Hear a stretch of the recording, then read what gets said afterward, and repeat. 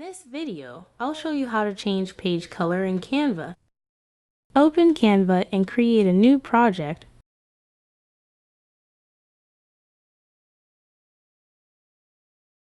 Click anywhere on the page background to select it. Locate the color palette icon in the top toolbar.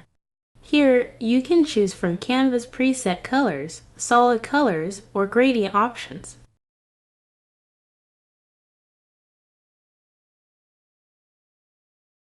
To customize further, click the Add a New Color icon and select a color manually using the color picker.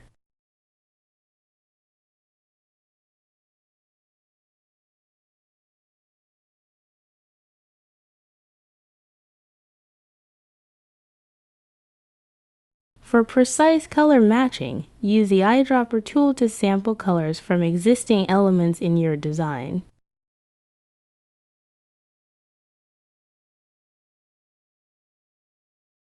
That's it. Your page color is now updated. Thanks for watching.